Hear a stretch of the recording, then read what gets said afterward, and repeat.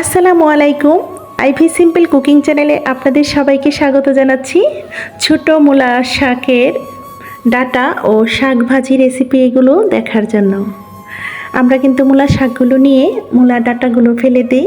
এইগুলো ফেলে না দিয়ে শুটকি দিয়ে দুর্দান্ত স্বাদের একটি রেসিপি তৈরি করা যায়, সেটা আপনাদের সঙ্গে শেয়ার করতে যাচ্ছি। তাহলে চলুন দেখি কিভাবে তৈরি করেছি তার মূল প্রস্তুত প্রণালীতে। সবার প্রথম এখানে মূলা শাক আর ডাটাগুলো আলাদা করে নিয়েছি। শাকগুলো আমি ডিম দিয়ে ভাজি করব, আর এই যে ডাটাগুলো দেখতে পাচ্ছেন অর্ধেকটুকু আমি কেটে নিয়েছি। এইগুলো হাতের শুটকি, আমি হাতে তৈরি করেছি, সেই শুটকিগুলো দিয়ে রান্না করব। তো এই শুটকিগুলো হাতের ছিল, ভালোই ফ্রেশ ছিল একদম। এগুলো দিয়ে আমরা ভালোভাবে একটু ধুয়ে নেব। আর এই যে আমি মাথাগুলো আলাদা করে নিয়েছি, এগুলো ফেলে দেব না, এগুলো দিয়েও ভর্তা করে খাওয়া যায়।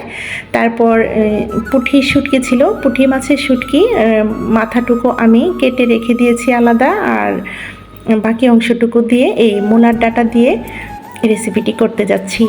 এই ডাটাগুলো ভালোভাবে কেটে তারপর ধুয়ে নিয়েছি পর্যাপ্ত পরিমাণ পানি দিয়ে। এরপর চুলাতে একটা কড়াই বসিয়ে দিয়েছি। এখানে আমি শাকটুকু রান্না করব, ভাজি করব ডিম দিয়ে। তারপর এখানে সয়াবিন তেল দিয়ে দিয়েছি, এখানে ভেঙে 4-5টা শুকনো মরিচ দিয়ে দিয়েছি। এরপর এখানে দিয়ে দিলাম পেঁয়াজ কুচি আর রসুন কুচি, হাফ কাপের মতো হবে। তারপর এখানে 2টো ডিম ভেঙে দিয়েছি, একদম ঝুরি করে নেব। ডিমগুলো আমরা আগেই ভেজে নিতে চেষ্টা করব, তা না হলে কিন্তু একটা কাঁচা কাঁচা গন্ধ থেকে যাবে, টেস্ট পাওয়া যাবে না। তো ডিমগুলো ভাজা হয়ে যাবার পর এই পর্যায়ে ধুয়ে কেটে রাখা সমস্ত শাকগুলো একদম কুচি কুচি করে কেটে নিয়েছি অফ ক্যামেরায়, সেইগুলো ঢেলে দিয়েছি। আর এখানে কিছু কাঁচামরিচ ও কাঁচা পেঁয়াজ দিয়ে দিয়েছি, আরও অল্প কিছু কাঁচা পেঁয়াজ দিয়ে দিলাম, দিয়ে ভালোভাবে নাড়াচাড়া করে নিচ্ছি। সামান্য পরিমাণ আমরা স্বাদ মতো লবণ দেব। মূলা শাকটা রান্না করতে গেলে আমরা কিন্তু লবণটা একটু বুঝে শুনে ইউজ করব, কারণ এই মূলা শাকে প্রচুর পরিমাণ আয়রন আছে, লবণাক্ত একটু থাকে, সেই জন্য আমরা একটু কম ব্যবহার করতে চেষ্টা করব। আর বিশেষ করে সব শাকেই কিন্তু আমরা লবণটা কম ব্যবহার করতে চেষ্টা করব।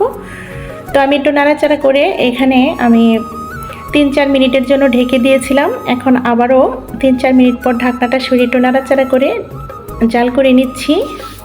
তো এই পর্যায়ে আমি পাশের চুলায় যে মূলার ডাটাগুলো আর ছোট ছোট মূলাগুলো আমি চিকন করে কেটে নিয়েছি, এগুলো ভালোভাবে ধুয়ে অল্প পানি দিয়ে একটু ভাপিয়ে নেব, ঢেকে একটু ভাপিয়ে নেব। এরপর পাশের চুলায় যে শাকটুকু আবারও নাড়াচাড়া করে নিচ্ছি, আমরা খেয়াল রাখবো যেন পোড়া লেগে না যায়।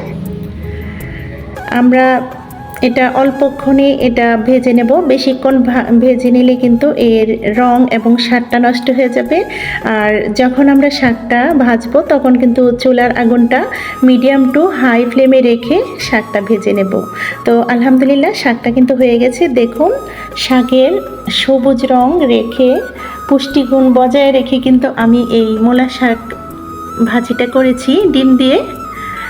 আপনারাও চাইলে এরকমভাবে করে নিতে পারেন। আমি কিন্তু কোনো শাকে ভাপিয়ে নেই না, একদম সরাসরি তেলে বাগার দিয়ে দিই, এটাই কিন্তু পুষ্টি বজায় থাকে। তো শাকটা হয়ে গেছে, আমি সার্ভ করে দেখিয়ে দিলাম। এই পর্যায়ে যে ভাপিয়ে নিয়েছিলাম 1টা কি 2টা বলক আসার পর আমি এটা নামিয়ে নিয়েছি। এই পর্যায়ে মূলা শাকের যে ডাটাটা রান্না করার জন্য চুলাতে একটা কড়াই বসিয়ে দিয়েছি, তার মধ্যে সয়াবিন তেল দিয়ে তারপর ধুয়ে রাখা সমস্ত শুটকিগুলো ভেজে নিচ্ছি, ভেজে উঠিয়ে নিয়েছি। অবশিষ্ট তেলের মধ্যে দিয়ে দিলাম পেঁয়াজ রসুন কুচি দিয়ে ভালোভাবে নাড়াচাড়া করে নিচ্ছি একটা সুন্দর স্মেল আসার আগ পর্যন্ত। এই পর্যায়ে আমি কিছু আলু, এখানে হাফ কাপ পরিমাণ আলু কি 1 কাপের মতো হবে, ঠিক এটা আনুমানিক বলতে পারছি না। যাই হোক, আলুগুলো আমরা আমাদের পছন্দ মতো দিতে পারি। 1 কাপের চাইতে কিছুটা কম হবে, হাফ কাপের চাইতে একটু বেশি হবে। তো ওইটুকু আলু খোসা ছাড়িয়ে ভালোভাবে ধুয়ে পানি ঝরিয়ে আমি কিন্তু এখানে মশলা দিয়ে দিয়েছি। হাফ টেবিল চামচ পরিমাণ করে হলুদ গুঁড়ো, ধনিয়া গুঁড়ো, স্বাদ মতো লবণ, 1 টেবিল চামচ পরিমাণ মরিচের গুঁড়ো দিয়ে ভালোভাবে কষিয়ে নিচ্ছি। আর তার মধ্যে কিন্তু আলুগুলো দিয়ে কষিয়ে নিচ্ছি। আর এখানে অল্প অল্প করে পানি দিয়ে দিয়েছি যেন কষিয়ে যায় আলুটা, যেন যেহেতু আমি ভাপিয়ে নিইনি, আলুটা যেন এখানে সেদ্ধ হয়ে যায় অনেকটাই, যেন 50% হলেও সেদ্ধ হয়। তো আমি ঢেকে দিয়েছিলাম 5 মিনিটের জন্য। 5 মিনিট পর ঢাকনাটা সরিয়ে ভাপিয়ে নেওয়া সমস্ত মূলার ডাঁটা ও ছোটো মূলাগুলো ঢেলে দিয়েছি। ঢেলে দিয়ে মশলা ও আলুর সঙ্গে গা মাখা করে নিচ্ছি। ভালোভাবে এটা কষিয়ে নিতে হবে। প্রত্যেকটা রান্নায় যে ধরনের রান্নাই হোক না কেন আমরা একটু চেষ্টা করব ধৈর্য সহকারে যেন কষিয়ে নিই। কষিয়ে নিলে কিন্তু স্বাদটা দ্বিগুণ হয়ে যায়, রান্নার স্বাদ দ্বিগুণ হয়ে যায়। তো আমি প্রত্যেকবারই রান্নার সময় কথাটা বলি। তো এই পর্যায়ে কিন্তু আমি আবারও ঢাকনাটা খুলে নিয়েছি। আমি 5 মিনিটের জন্য ঢেকে দিয়েছিলাম। আর দেখুন কষানো হয়ে গেছে আর তেলটা ছেড়ে দিচ্ছে, উপরে ভেসে আসছে। তখনই আমরা বুঝে নেব যে এটা কষানো হয়ে গেছে। এই পর্যায়ে কিন্তু ভেজে রাখা সমস্ত শুটকিগুলো দিয়ে দিয়েছি। পুঁটি মাছের শুটকি একদম কাটা কাটা ভাব, কোনো সমস্যা নেই। পরবর্তীতে এগুলো সমস্যা হয়নি।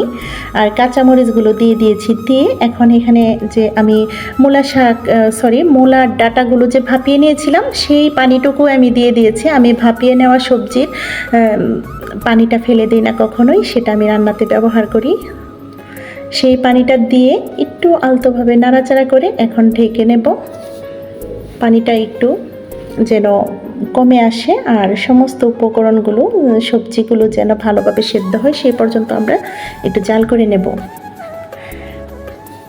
এই ফেলে দেওয়া ডাঁটাগুলো কিন্তু আমরা ইচ্ছা করলেই সুস্বাদুভাবে রান্না করে নিতে পারি। ছোটো মাছ কিংবা চেপা শুটকি কিংবা শুটকি দিয়ে রান্না করে নিতে পারি, দারুণ স্বাদের হয়।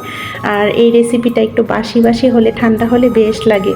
আর এই যে দেখুন আমি কিন্তু আমার গাছ লাগিয়েছি, আমার ঘরের বাসার আঙিনায়, বাড়ির আঙিনায় একটু গাছ লাগিয়ে নিয়েছি। লাউ গাছগুলো এতটুকু উঠেছে, আলহামদুলিল্লাহ। দোয়া করবেন সবাই, যদি হয় তবে ইনশাল্লাহ আপনাদের সঙ্গে শেয়ার করব। সেই জন্য আমি বিচি থেকে যে চারাগুলো গজিয়েছে সেগুলো আপনার সঙ্গে শেয়ার করলাম। তো এই পর্যায়ে কিন্তু দেখতে পাচ্ছেন রান্নাটা হয়ে গেছে অলমোস্ট, আলহামদুলিল্লাহ। এখন আমি সার্ভ করে দেখিয়ে দিচ্ছি। খেতে কিন্তু দুর্দান্ত ছিল। দুপুরবেলায় গরম ভাতের সঙ্গে এই দুটো রেসিপি থাকলে আর কি লাগে বলুন তো। দুটো রেসিপি দুর্দান্ত ছিল।